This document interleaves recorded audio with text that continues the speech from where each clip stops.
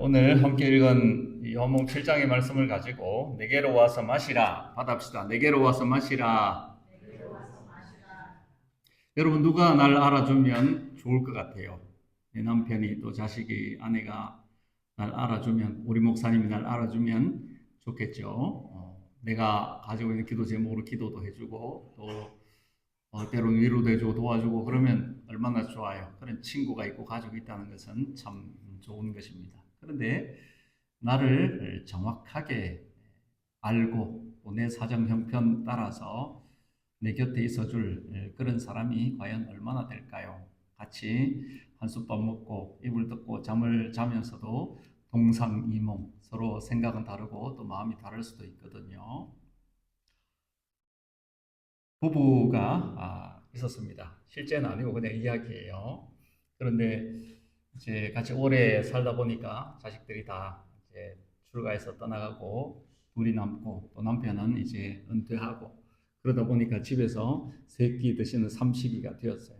부부가 이제 같이 살다 보니까 전에는 뭐 서로 좀 각자 생활도 있고 그랬는데 이게 마음이 안 맞는 거예요. 우리 남편이 이랬나? 우리 와이프 이상하네? 그러면서 서로 좀 의견이 안 맞고 티격태격 그렇게 되니까 이 아이가 안 됐다. 100세 시대에 오래 살아야 되는데 우리 이거 좀 해결해야 되지 않느냐고 대화를 해보죠. 그러면서 이제 시간을 잡아서 드라이브를 하게 됐어요. 두 분이 이제 차를 타고 차를 쫙 이렇게 몰고 가는데 남편분이 또 이렇게 한 성깔 하는 게 있어가지고 차를 막 그냥 급하게 몰고 막 과속하고 이렇게 하니까 부인이 옆에 또 잔소리가 시작이 됐어요. 그런 와중에 횡단보도가 나왔는데 이 남편이 이제 막 이 잔소리 싹 들리니까 거기다 신경을 쓰다가 횡단보도 휙 들어가 버린 거예요. 그러다가 한 사람을 부딪힐 뻔했어요.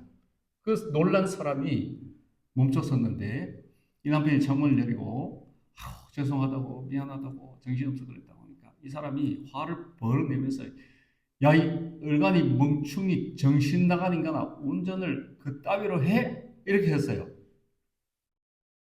그래서 또 죄송합니다 막 그래 하는데 옆에서 부인이 아는 사람이에요. 그러는 거예요. 모르는 사람이라고. 근데 당신이 얼간이 멍충이 정신 나간 인간인 걸 저 사람이 어떻게 정확하게 잘 알지? 라고 말했답니다. 자, 우리가 누군가를 안다고 하는 것. 그 사람이 뭐 일면식도 없는 사람이 어떻게 알겠어요? 수십 년 같이 산 아내가 남편에 대해서 잘 알죠.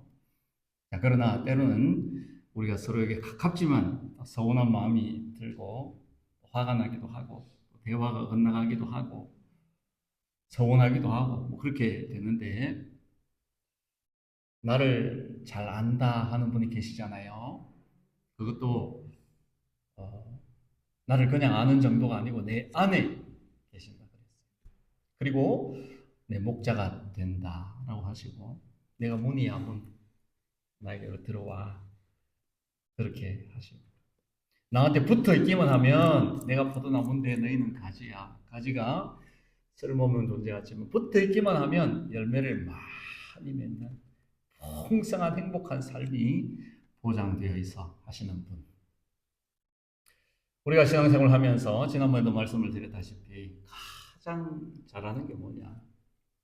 뭐 남다른 열심을 내는 것도 좋고 하지 못하는 그런 일들을 해내는 것도 좋지만 예수님을 사랑하는 것. 예수님과 가까이 지내고 예수님과 함께 동행하는 것. 예수님의 제자들에게 있어서 가장 큰 특권과 행복과 축복이 뭐였습니까? 주님과 같이 동거동락했다라는 것입니다. 그 목자 되신 주님이 공급해 주시는 안식을 얻고 또 꿀을 먹고 그 주님이 빛이라 했으니까 주님이 내 어둠을 아시고 내 인생의 어둠을 밝혀주기 위해서 나에게 찾아오셨다면 그보다 더 근본적인 문제 인간을 영원히 불행하게 만들고 저주로 지옥으로 떨어지게 하는 이 죄 문제를 해결해 주기 위해서 오신 그 주님이 내가 너를 안다 하실 뿐만 아니라 내가 너를 사랑해. 나 선한 목자야. 그래서 너를 위해서 내 목숨을 준다 하셨다면 예수님의 음성을 듣고 그래서 저도 이제 부임한 지 몇 주 안 되었지만 예수님이 직접 나를 향해서 개인적으로 하시는 말씀이 있다면 그게 뭘까? 주님과 나와의 관계에 있어서 내가 생각하는 것 말고 누가 말하는 것 그런 건 아니라 주님이 나를 향해서 내가 목자다 하시면, 이분도 저분도 신앙생활하고 많은 사람들이 있지만 나에게 그렇게 말씀하신다면 믿을만 하잖아요. 그 주님께 내 인생 맡길만 하잖아요. 그분의 말씀에 귀를 기울일 가치가 있잖아요. 오늘 주님은 내게로 와서 마시라 그렇게 말씀하세요. 그게 무슨 의미일까요? 우리가 목마르다라는 것입니다. 받아합시다. 나는 목마르다. 나 목마르지 않아 하실 분 누가 있어요? 나는 충만해. 나는 아주 그냥 내 속에 좋은 그런 생수가, 내 삶에는 부족함이 없어 할 수 있는 사람이 누가 있을까요? 인생은 다 목마른 것입니다. 그 목마른 인생을 향해서 주님이 내게로 와서 마시라. 한 번 더 합시다. 내게로 와서 마시라. 이 초청의 말씀을 듣지 않아도 될 사람은 아무도 없는 것입니다. 이 초청의 말씀을 듣는 사람은 다 복을 누리는 것입니다. 2차 세계대전 당시에 전쟁이 전 세계적으로 벌어졌고 사막에서도 전투가 벌어졌어요. 영국 군인들이 전쟁을 하다가 이 사막에서 보급도 끊기고 하니까 물이 없잖아요. 다 갈증이 나서 막 죽어가고 있는 그런 상황이 됐는데 누군가 저기 물이 있다 외치는 거예요. 앞에 보니까 오아시스가 쫙 펼쳐져 있습니다. 이거 벌써 보여줘 버리면 안 되는데. 그래서 이 병사들이 막 정신없이 달려가서 저마다 막 그 물에 첨벙첨벙 뛰어들고 벌컥벌컥 물을 마셨어요. 나중에 정찰대가 와서 보니까 시체들이 다 널브러져 있는데 저마다 입에 목에 모래가 꽉 차 있었다는 것입니다. 무엇입니까? 물인 줄 알았는데 모래였다는 거예요. 신기루 아시잖아요. 이 신기루 현상이 눈앞에 펼쳐졌던 거예요. 우리가 이 세상을 살아가면서 눈에 보이는 것, 그래서 확신하고 있는 것, 저기로 가면 되겠다고 생각하고 달려가고 그것을 취하고 물을 마시듯이 내 것으로 삼는데 그게 나를 죽이는 것이 될 수 있다는 것입니다. 우리는 돈 벌어서 채우면은 아주 즐겁게 노후도 보장되고 행복하게 살 수 있을 거야. 명예 권세 있으면 자식들을 잘 끼워놔서 든든한 배우가 되면 이런 것들, 이 세상에 내가 좋아하는 것, 취미라든가 관계라든가 이런 여러 가지 것들, 그것이 내 인생의 갈증을 채워줄 줄 알고 거기로 달려가서 그것을 열심히 모으고 먹고 섭취하고 쌓아놓는데 결국 그 인생의 갈증을 해결하지 못하고 너라 하여금 마치 모래를 씹어 삼키는 것처럼 그렇게 해서 내 존재를 무너뜨리고 내 영혼을 죽게 만드는 그런 것들이 이 세상에 많이 있다라는 것입니다. 아니, 예수님 외에 주님이 주시는 내게로 와서 마시라 하는 그 생명의 물 외에 다른 것들은 잠시 우리에게 쾌락을 주고 만족을 주고 시원함을 줄지 몰라도 결국은 우리 인생을 절망으로 이끌고 망하게 한다라는 것입니다. 오늘 본문에 이 예수님께서 누구든지 목마르거든 내게로 와서 마시라 하신 이 말씀이 이루어졌던 그 배경이 되는 절기가 있습니다. 오늘 성경에 보면 명절 끝날에 그렇게 말하고 있는데 이 명절이 언제냐? 바로 초막절이에요. 이 장막절이라고도 부르는데 이 원문에는 수콧 혹은 숫꽃 그렇게 되어 있어요. 창세기 33장에 보면 야곱이 이제 그 형을 만나거든요. 형이 복수의 칼날을 막 갈고 있다가 만나가지고 하나님 은혜로 다 풀어지고 그러고 나서 이제 형은 세겜으로 가고 자기는 한 장소에 가서 거기다가 장막을 쳐요. 그리고 우물도 파고 뭐 이렇게 이제 거기서 쉬게 되는데 그 장소를 숫꽃이라 그랬어요. 막들, 장막들 이런 뜻을 가지고 있는 지명입니다. 자, 그래서 이 초막절을 수코트, 장막들의 축제라는 그런 이름으로 부릅니다. 지금도 이 유대인들은 이제 초막절을 지켜요. 그 옛날에 광야에서 자기 조상들이 고생하던 추억을 생각하면서 공터라든가 이런 이제 옥상 이런 장소에다가 텐트를 쳐요. 위에는 하늘이 별이 보이도록 그렇게 합니다. 개방을 해놓고 거기서 일주일 동안 이제 생활을 하는 겁니다. 그러면서 하나님 우리에게 땅을 주셨다. 집을 주셨다. 우리가 살아갈 수 있는 좋은 환경을 주셨다. 그 감사하자 하고는 이 장막절을 지키는 겁니다. 일주일 동안 장막절을 지킬 때에 제사장들이 실로암 못에 가서 물을 기르다가 제단 옆에 있는 항아리에다가 붓습니다. 하루에 한 번씩. 그리고 마지막 7일째 되는 날에는 7번 물을 길러 붓습니다. 그리고 마지막에 그 물동이 물을 다 이제 붓고 나서는 불을 환하게 밝힙니다. 종려나무 가지를 막 흔들면서 호산나를 외치고 축제를 벌이는 것입니다. 자, 이 장면이 펼쳐지고 있을 때 주님께서 일어나셔서 그 제단에 물이 부어지는 그 광경을 보시면서 외치시는 겁니다. 한번 우리 받아해 봅시다. 누구든지 목마르거든 내게로 와서 마셔라. 나를 믿는 자는 성경의 이름과 같이 그 배에서 생수의 강이 흘러나리라.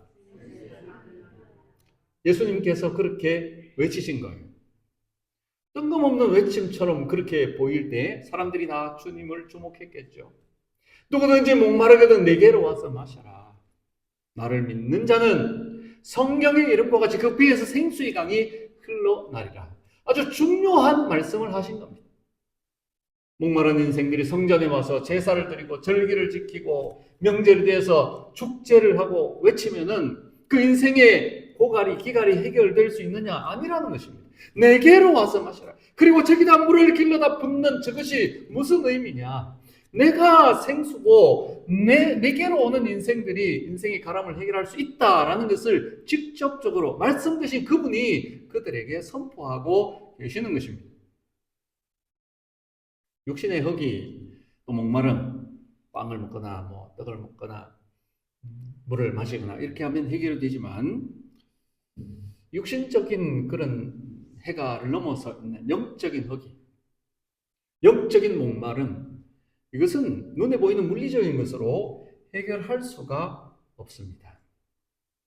이것은 유일하게 주님께서 내게로 와서 마시라 하는 그 말씀에 반응을 하고 주님께 나아가는 사람만이 해결할 수 있는 겁니다. 그런 의미에서 보면 여러분 한 분 한 분은 정말 복 받으신 거예요.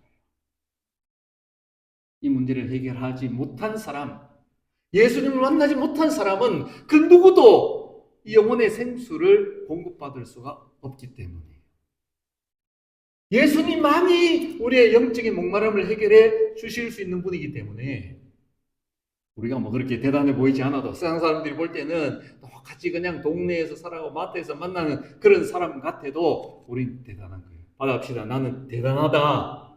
우리가 얼마나 대단한 사람이냐. 예수님께 접속되어져 있는 그 생명이 우리 안으로 들어오는 그 생수의 근원이 우리에게 공급되어지는 그런 존재가 되었다라는 것입니다.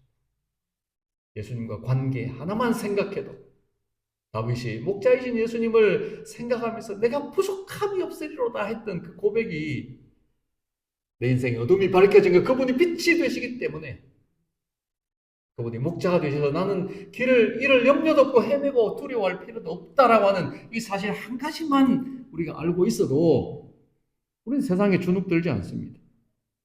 실패라든가 위협이라든가 염려라든가 이런 것 때문에 우리는 무너지지 않는 사람이 된 것입니다. 죄와 벌, 또 까라마조프가의 형제들, 이런 고전으로 아주 유명한 도스토옙스키라는 러시아의 대문호가 있습니다. 이분은 말하기를 사람들이 도박을 하고 또 중독에 빠져드는 것은 이 영혼의 목마름 때문이다, 그렇게 말했어요. 정작 자신은 그 영혼의 목마름을 해결했는지 모르겠습니다만 인생의 목마름, 그 근원적인 원인은 어디서 오느냐?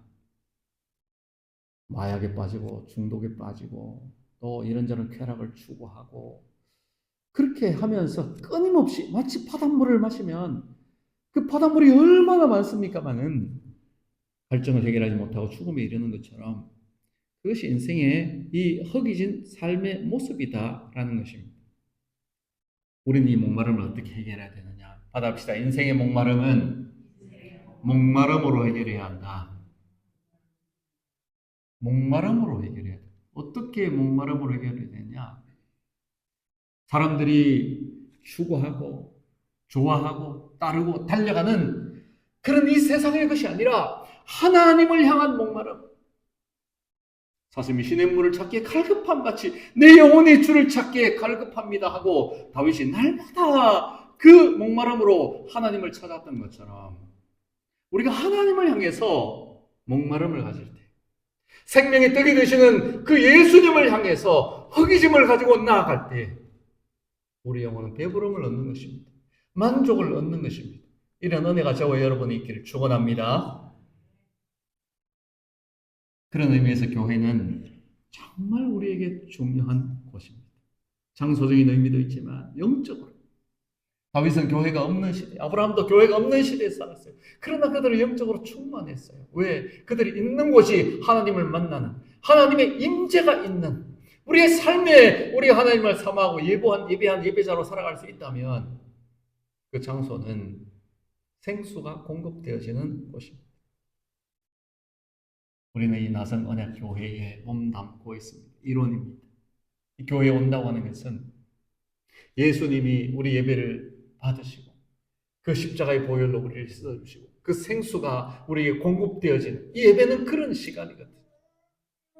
그래서 여러분 다른 데서 만족을 얻으려고 하지 말고 내가 주일날 나와서 예배하는 이 시간, 물론 내 삶에서도 기도하고 경건생활을 하고 있지만 우리가 함께 모여서 이 우물가에서 사마리아 여인이 갈증을 해결했듯이 예수님을 만나서 내 영혼의 갈증이 해결되어진다면 우리는 이 세상에서 생명력을 가지고 승리하며 살 수 있다는 이 마음과 사모함을 가지고 사슴이 시냇물을 찾기에 갈급한 같이 내 영혼이 주를 찾기에 갈급하나이다. 그 마음으로 찬송하고 그 마음으로 기도하고 그 마음으로 말씀을 받아서 우리의 심령이 채워지게 되면 우리는 이 사막과 같은 메마른 이 황무지 같은 세상 속에서도 줄이지 않고 가라지 않고 승리하며 살아가게 될 줄로 믿습니다. 스가랴 14장 8절 말씀을 같이 보겠습니다. 시작. 그날에 생수가 예루살렘에서 솟아나서 절반은 동해로 절반은 서해로 흐를 것이라. 여름에도 겨울에도 그러하리라. 아멘. 스가랴 선지자가 500년 전에 예언한 것인데 뭘 예언했느냐? 예수님이 생수가 되어서 동해로 서해로 흘러갈 것입니다. 이 동해, 서해는 온 세상을 가리키는 것입니다. 그리고 밤에도 낮에도 흐른다고 말했습니다. 이 복음은 끊임없이 그 예수님의 십자가 사건 이후로 계속해서 흘러갔고 우리에게까지 흘러온 것입니다. 그날이 언제나 예수님이 십자가를 지시는 날입니다. 거기서 생수의 강이 발원한 것입니다. 이 생수의 강이 터져나와서 흘러가는데 그 방식이 뭐냐? 오늘 38절에 말씀하고 있어요. 같이 한번 읽어봅시다. 시작. 나를 믿는 자는 성령의 이름과 같이 그 배에서 생수의 강이 흘러나오리라 하시니 아멘. 받아봅시다. 그 배에서 생수의 강이 흘러나오리라. 저와 여러분의 배에서 우리 믿는 자들 한 사람 한 사람 배에서부터 생수의 강이 흘러나온다 했습니다. 배라는 말이 뭘 의미하냐? 코일리아라고 하는 단어를 썼는데 이것은 그 사람의 존재의 가장 중심이 되는 핵이라고 그렇게 번역을 할 수 있습니다. 그러니까 내 영혼, 내 속사람, 내 속에 있는 가장 이 내면의 깊은 곳에서부터 생수가 흘러나온다. 그렇게 말씀하는데 왜 생수가 나와요? 내 속에는 뭐 악한 생각과 없는 것, 정욕과 육신의 정욕, 안목의 짜랑 이런 거, 이생의 짜랑 그런 것들이 꽉 차 있는데 어떻게 여기서 생수가 흘러나오느냐라는 말입니다. 내 안에 예수가 계시면 생수의 근원 되신 주님이 내 안에 계십니다. 나는 죄인입니다. 그러나 나는 예수님이 필요합니다 해서 예수 그리스도께서 내 안에 계시는 그 사람, 그 사람의 중심에는, 그 사람의 속사람에는, 그 사람의 인격과 성품에서는 생수의 강이 흘러나오는데 그것이 무슨 역사냐? 성령의 역사입니다. 받아봅시다. 성령의 역사. 우리 장권사님이 기도하면서 성령 충만하게 해달라 그렇게 기도했는데 우리의 소원이 뭡니까? 우리의 소원 옛날에 통일이었어요. 통일인데 요즘은 통일을 소원하는지 안 하는지 잘 모르겠어요. 그러나 우리가 소원이 있다면, 한 가지 소원이 있다면 그것은 성령 충만입니다. 우리 믿는 자가 성령으로 충만한 그런 존재로 살아가는 것입니다.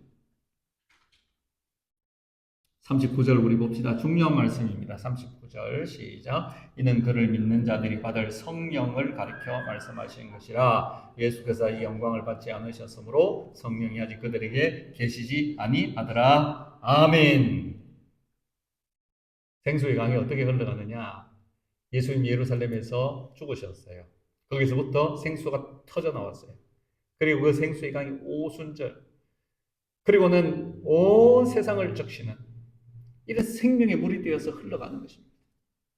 그리고는 아메리카 대륙으로, 유럽으로, 아프리카로, 아시아로 대부흥 각성운동들이 일어나면서 그 성령을 받은 사람들이, 오순절 성령 받은 사람들이 그 속에서부터 그 생수가 터져 나오는 것입니다.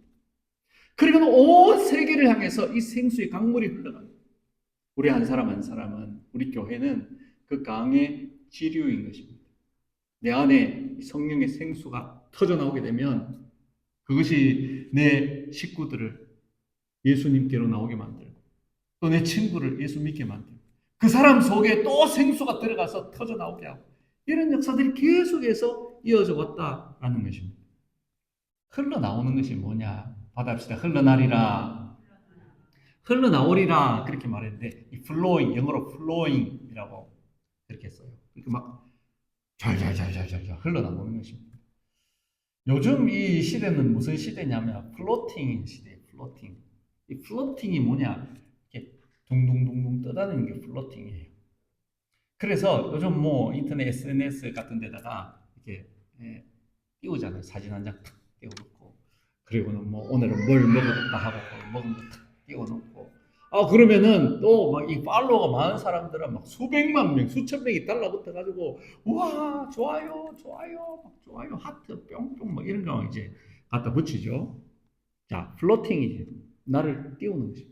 그리고 내가 둥둥둥둥 떠다니고 내 존재가 그냥 물 위에 떠다니겠죠. 그걸 떠다니면 사람들이 좋아요 하고 막 해주면은 이 좋아요를 먹고 사는 거예요.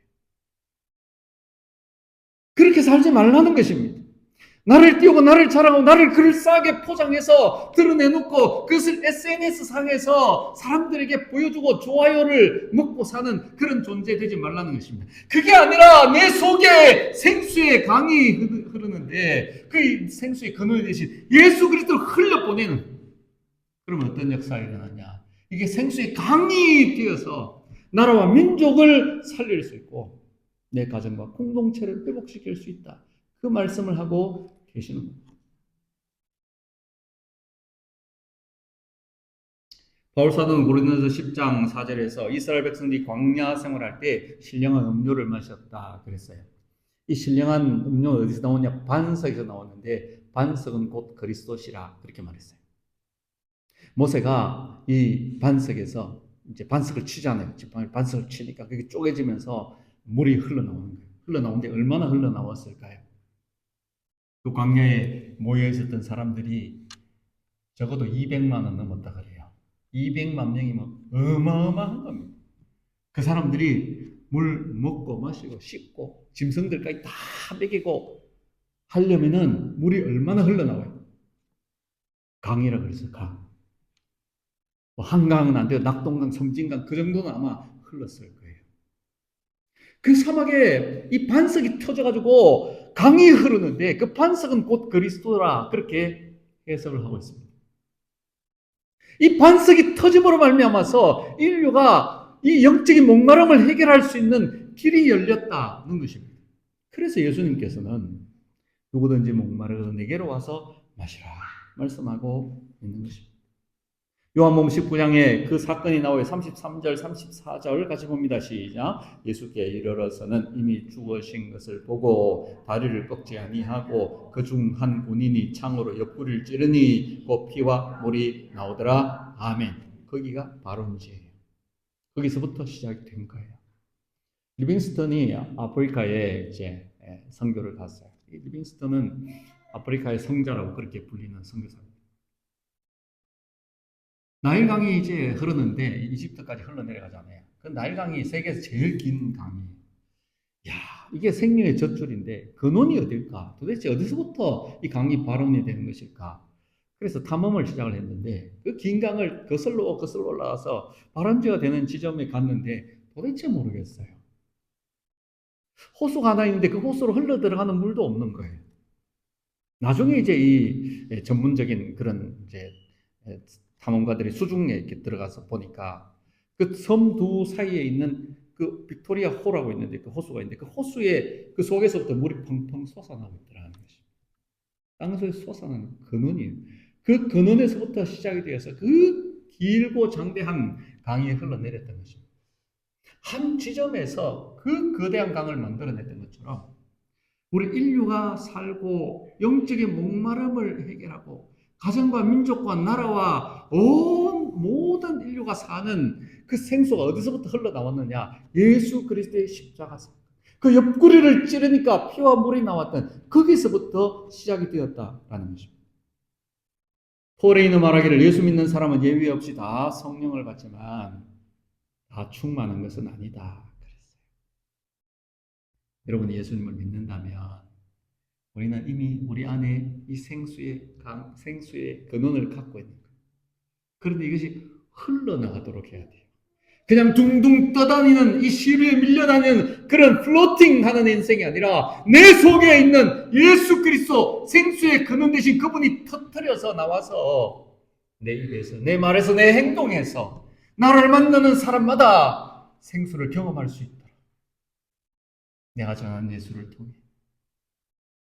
내가 말한 예수님을 통해서 내가 살아가는 예수님의 그 본받는 삶의 모습을 통해서 사람들이 그 생수를 마실 수 있도록 그렇게 해서 이 생수의 근원이신 그분에게서부터 온 세상이 살아나는 역사가 있다고 말씀하고 있어요.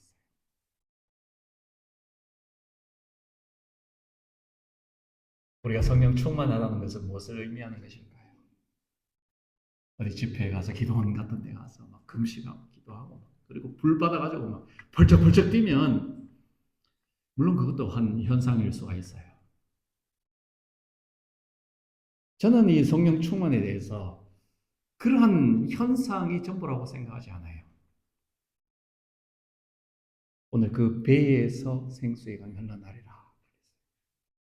예수 믿는 사람 그 중심에서 그 속마음에서 그 사람의 인격과 성품에서 그래서 갈라디아 5장 22절에 이 성령의 열매는 사랑과 희락과 인내와 자비와 양선과 온유와 중성 절제 이것은 다 인격에 관련된 것입니다.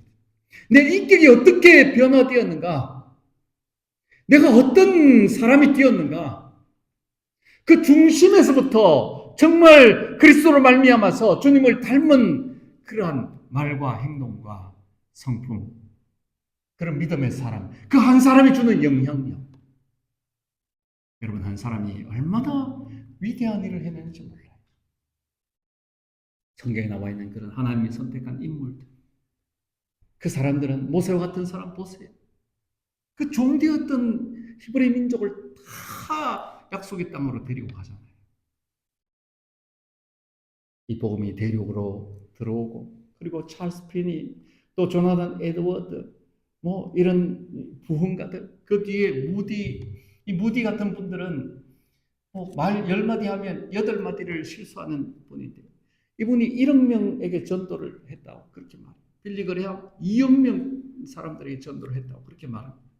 한 사람인데 그 한 사람의 배에서 생수가 흘러나오기 시작하고 터지니까 2억 명에게 복음을 전해.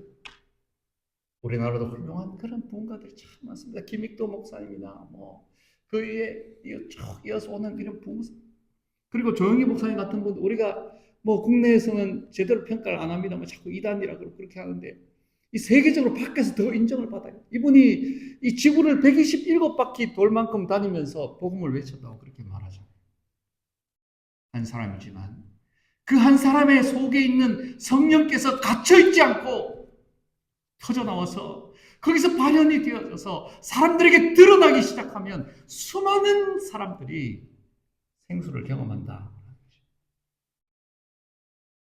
사랑하는 여러분, 우리가 은혜를 받고 변화되어지면 내 성품이 그리스도를 닮아서 주님이 원하신 성령의 열매들이 내 인격 속에 맺혀지기 시작하면 나를 통해서 성령님이 그와 같은 일들을 하실 수 있다라는 것입니다. 특별하게 구별된 그런 사람들이 아니에요. 누구든지라 그랬습니다. 누구든지. 오늘 이 말씀을 들으시고 뭐 어디 가서 은혜 받겠다. 특별한 그런 기회가 되면 내가 한번 뒤집어지겠지. 그렇게 하지 마시고. 주님은 나와 함께 계십니다. 내 곁에 계시고, 아니, 내 안에 계십니다. 내 안에 내주에 계시고, 나를 집을 삼고 계시고, 영원히 떠나지 않겠다. 그분이 내 목자가 되신다 말씀했어요. 주님께 구하십시오. 주님, 내가 목마릅니다. 주님, 나를 채워주세요.